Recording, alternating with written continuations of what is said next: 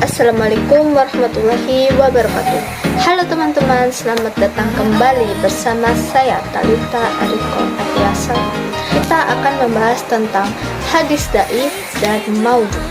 Hadis dhaif adalah hadis yang tidak memenuhi syarat-syarat hadis sahih dan hasan, yaitu hadis yang terputus sanadnya atau diantara periwayatnya ada yang cacat atau matanya bertentangan dengan dalil yang tingkatannya lebih tinggi.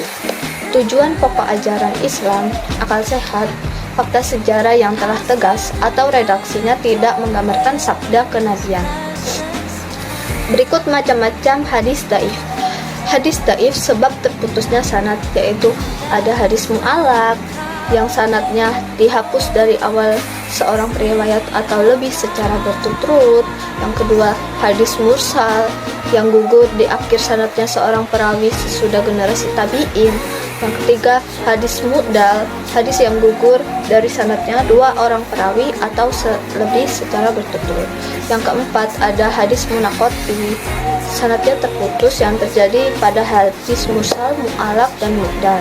Yang kelima, ada hadis mudalas, hadis yang pada sanadnya terdapat sisipan yang berupa seseorang perawi sedang menyampaikan satu rangkaian sanadnya, kemudian tiba-tiba saja terjadi satu peristiwa yang menyebabkan perawinya mengucapkan kalimat dari dirinya sendiri. Yang kedua, hadis dhaif sebab cacat pada perawi, yaitu hadis matruh yang pada sanadnya terdapat perawi yang mempunyai cacat mutam di al-kadzib atau tertuduh dusta. Yang kedua, hadis munkar yang memiliki cacat dalam bentuk kefasikan atau kadar kekeliruan yang fatal dalam meriwayatkan hadis. Yang ketiga, hadis mu'allal yang secara lahirnya tampak tidak cacat, namun apabila diteliti secara cermat maka padanya terdapat ilat atau cacat yang merusak kesahihan hadis. Yang keempat, ada hadis mudraj yang padanya terdapat tambahan atau sisipan yang bukan bagian dari hadis tersebut. Yang kelima, ada maqtu, hadis yang di dalamnya terdapat pengembalikan atau penggantian suatu lafal dengan lafal yang lain pada sanad hadis atau pada matanya. Hadis mudraj yang diriwayatkan dalam beberapa bentuk periwayatan yang saling berlawanan yang semuanya sama-sama kuat. Hadis mushaf, hadis yang padanya terdapat perubahan satu huruf atau lebih dengan cara merubah titik. Hadis sah, hadis yang diriwayatkan oleh perawi yang tikoh umum bertentangan dengan riwayat perawi yang lebih tikoh atau lebih unggul kualitasnya. Hadis dhaif sebab cacat pada matan, yaitu hadis yang matannya bertentangan dengan akal sehat, fakta sejarah, panca indera, universalitas ajaran agama, dan susunan kalimatnya kacau sulit dipahami. Kehujan hadis dhaif. Para ulama membagi tingkatan hadis dhaif menjadi dua, yaitu dhaif berat dan dhaif ringan. Berkenaan dengan hadis yang dhaif berat, tidak ada perbedaannya di antaranya ulama tentang penolakannya.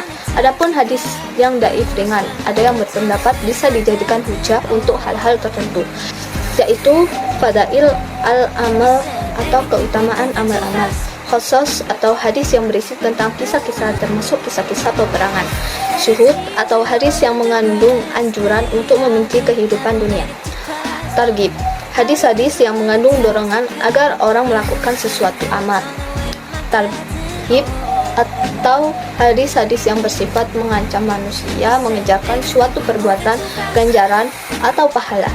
Hadis-hadis menjamin ganjaran akan sesuatu amal.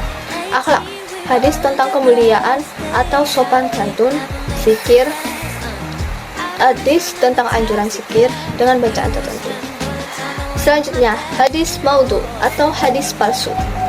Hadis maudhu adalah hadis yang dusta, dibuat-buat dan dinisbahkan kepada Rasulullah. Hadis maudhu dicipta oleh pendusta dan kemudian disandarkan pada Rasulullah untuk memperdayai. Jadi latar belakangnya itu kayak ulama berbeda pandangan mengenai kapan mulai terjadi pemalsuan hadis. Ada yang berpendapat bahwa pemalsuan hadis yang telah terjadi pada masa Nabi Muhammad SAW, mayoritas ulama berpendapat bahwa Awal mula munculnya hadis maudhu adalah perpecahan di kalangan umat Islam. Setidaknya ada 3 cara untuk mengetahui hadis palsu, yaitu yang pertama, ada pengakuan dari pelaku atau pemalsu hadis. Yang kedua, ada hubungan kuat antara ideologi pelaku dengan isi hadis yang dipalsukan. Yang ketiga, isinya bertentangan dengan akal sehat, fakta sejarah yang telah tegas, pancara indera, universalitas ajaran agama, dan kesusunan kalimat yang kacau sulit dipahami. Itu saja dari saya. Wassalamualaikum warahmatullahi wabarakatuh.